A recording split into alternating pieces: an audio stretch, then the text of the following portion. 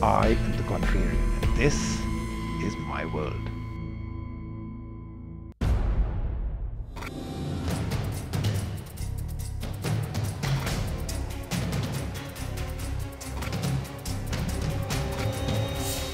Hi, I'm Atul Vasan, and I'm on the show The Contrarian today, just talking about how technology is robbing the sport of its human element.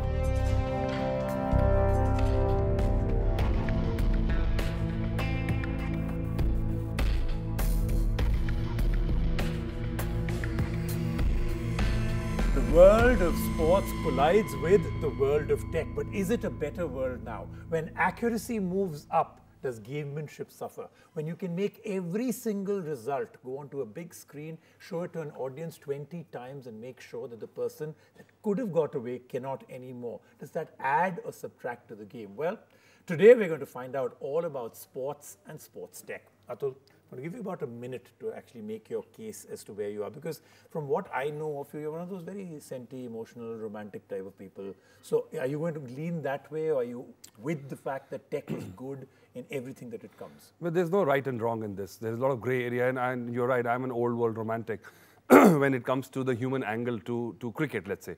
We'll not even dwell on other sports. No, actually, it's more to do with cricket than anything else. Yeah, because I can find some merit in tennis and football and whatever. Okay. But you know, the human angle was always paramount in cricket. It's the ethos of cricket. It's a gentleman's game where the umpires stand, they call time. And you know, there's a saying in cricket that you're not out when you're out. You're only out when the umpire says you're out. So in that contrast, when you see umpires being made to look like fools every day, that hurts me. And I've spoken to a lot of umpires, you know, and it's embarrassing for them to go like this and this and this, you know, and this, like, because then they admit to the fault in front of millions of people. And that goes against the fabric of the game. Having said that, I think just to placate the rabid supporters and fans who can see 20, 30 slow-mos, super slow-mos, which the umpire doesn't have the luxury of, and then decide, and oh my God, this guy has robbed us of a game. You know, that is unfair. But the demand to get that right thing is so much on the broadcasters, on the stakeholders of the game, ICC and everybody, that they actually trying to go overboard and trying to remove the human angle to it, which I'm not agreeable to. Is accuracy not good for the game? Is the perfect decision, thus the perfect team that actually did better, winning, become more important than some of the thoughts that you've just gone through? But let's draw a few lines. Why is accuracy and the correct team who should have won actually winning bad for the game? No, I tell you, in cricket, there are a lot of layers within layers. There are 9 or 10 ways to get out. And some ways are pretty obvious, you know. At that point, there's no argument that, you know, line calls, where umpires should say, I refrain because, you know, technology can tell it better. Let's go over to that. Okay. But, you know, certain things like LBW. So let's start defining those. So a run out is... A run out, a no ball. Okay. You know, where there was some talk that why should the umpire be, focused not enough on the delivery. He has to watch the foot. And by the time he looks up, the thing has happened. So they said, why don't we put that line call as we put in tennis, where the sound goes off, but then it might put off the batsman. Correct. So there are a lot of, variables involved. But the most contentious is the referral when the LBWs are there. Because, you know, basically that technology, trajectory is based on missile technology. And when was the last time you saw a missile bounce? So you never know how it's going to perform after the pitches, and it's got a distance to travel. So most of that is forecasting. And that's where, you know, a lot of bad blood is. And I think if you take that away, and LBW calls are instinctive. When you have played the game, you know you're out. And borderline cases, you know, benefit of doubt always goes to the batsman. So these are the ethos of the game. You just follow, you know, the system. The other system should kick in when one system is in doubt. Holding on to the old is good to talk about, may not be good to actually do. Well, it's right. You know, I'm just, as I said earlier, it's not right or wrong in this. We are on the cusp of this happening. I think we have to do it in a humane manner, where the image, the institution of umpiring should not be actually totally dissolved or insulted. But why not? Okay, let's argue that point. Yeah, okay? because, you know, I would say they're already 80% redundant with the cusp. Yeah. Okay, 20% the fact that he is a human figure that stands there. Yeah. Is he an authority figure? No. So right now the problem is that the institution of cricket, ICC, is not taking bold decisions on which there is a lot of ambiguity in various countries where referrals are allowed, some series is not allowed, some series says we don't have the hotspot. You know, the hotspot is wonderful technology, where immediately that was one contention where bat decisions are the biggest brings angst to the batsman, you know. Once you've got the hotspot, but then they say it's expensive, it can't be deployed universally. So I think this is the area of cusp I'm talking about. We are moving, and when we are close, then when it's affordable, when it's everywhere, then you will find only, and then you have to be pretty clear about it, you know, because as of now it stands, where umpires, then you might as well have a computer standing there. So umpire is only to count the balls? No. So because umpire is a part of the game. So are you saying consistency, if it was worldwide, you would be fine with all of this? I would be fine. And Indian board was also saying that Indian players were not happy with the technology, you know, the so referral I mean, we've system. had Dhoni's comment, we've had the controversy with all of that. Yes. But let's for a moment actually become serious and say, let's put a computer there. Let's put a computer on a stick and no umpire out there. Today there is drone technology with 1.6 billion pixels. That means the city of Delhi can be shot with one drone and each of us can be identified.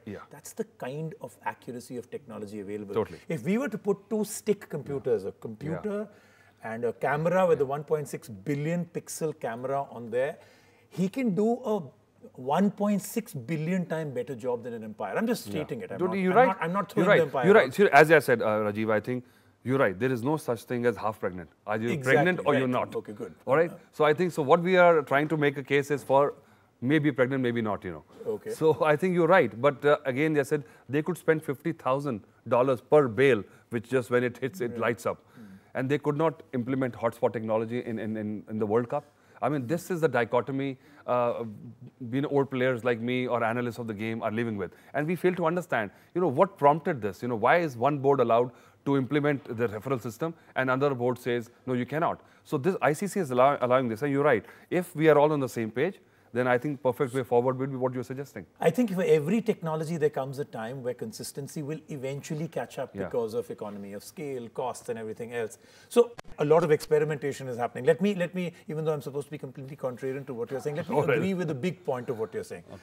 I have never seen anything uglier in my life than the World Cup wickets and the bails on the lights. Never. I mean, those ugly LED lights on them. Do you find cheerleaders ugly? No, not at all. So this is a addition of the game. The game is progressing, as you say. If you have every single part of the game dissected, corrected, and accurate across the world, you'll be okay with it. No, but the stakeholders, the administration should be a part of it, you know, because if you do it, you know, one rule for one and one rule for another, it's always going to create. But I've already solved that. I said consistent across the world. I think so. But but I would still, in a game like, so again, we are you know, comparing apple and oranges. For other sport, the referee or the umpires in the middle were not a big part of the game. But for cricket, they were. They decided it was bad light. No matter what you say, they decided the pitch is wet enough, you can't play. They call time. They decide this is good. They decide you are out. Even if I couldn't hear it, you are out. Dickie Bird was deaf for last 20 years of his career, but he was giving everybody out, but just because he had experience. And, you know, so the images were built on reputations, you know. You hang around long enough in anything in life, you become respectable. So that was true of most umpires. But now, when they are looked bad, now even the lesser umpires are caught immediately. Have you never gone back after you played a particular match completely frustrated because of a decision that robbed you of something? I mean, you know, I totally believe in the sliding door principle that one small movement forward, your entire life changes. Maybe a decision that went against you led to other things that didn't go well. Why should you be subject to that 10 years back? And if today a new player coming in, a new bowler coming in right now, could get accuracy to take forward his creative talent and whatever he has within, why is that wrong, even if it's inconsistent? Well, you're right. You know, a lot of times it happened to us, but we actually were taught and brought up to the fact that it's part of the game. This is the part of the folklore of cricket, you know. This is why the books are written. This is why these anecdotes come. And this is part of the game. And actually, you're right. It's unfair to, you know, take something away from a player. But at this point, you will make the game very mechanical, very boring. Now let's take the part which is actually who we are all doing it for. I mean, they're the ones that keep the light burning in everybody's house, right? Fans. The people who come there, the fans, the paying public, right? And most of them seem to absolutely and totally love all the tech coming in. They can see it, they can be part of it. The camera that actually is going on those wires, the camera foo, as I call it, right? All of that is bringing me into the game like never before. So why are you robbing the people who actually pay it for. Well, you had the case against the lights going up in the stumps.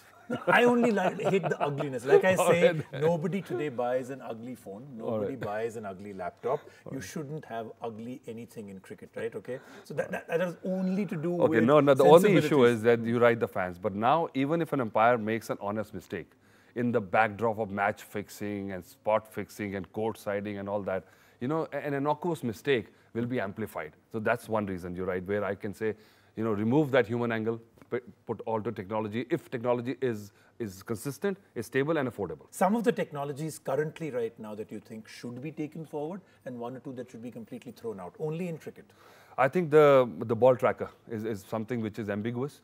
If it is against the nature of the game, because there are million variables which at computer, from my knowledge, maybe you know better. No, the algorithm at the present moment cannot work out every single thing that is according to the surface, because when the surface gets involved, and that surface is all over the world there. Surface, wind, the moisture in the air, yes, all of that. So it can just deviate it. Right. So you can only create ambiguity. I think hotspot is something which is magical for cricket and should be implemented, because once that C and the hotspot is generated, you know exactly whether the ball has hit the bat or not. And where is it? Because sometimes impossible. At the speed is 0.53 seconds, the ball is reaching the batsman and is going through. And it brushes your shoulder, your pad, you don't know. Umpire is making a calculated guess. And I think that should be taken out and batsmen will be happier. Ball tracking is something which I think both batsmen and bowlers will be happier. Hotspot should be kept, you're saying, not taken out. Hotspot should be there, yeah. I think it's wonderful. That is the best technological improvement in cricket, which will take the game forward and remove a lot of bad blood. So has sports moved on because technology has come in? Well, it's, as I think Atul said, right now it's all about consistency. Can you stop the march of technology? Never. Can sports actually stop the march of technology? Obviously not. But consistency and good technology will take sports to a whole new level for fans. We'll see you next week right here on The Contrarian.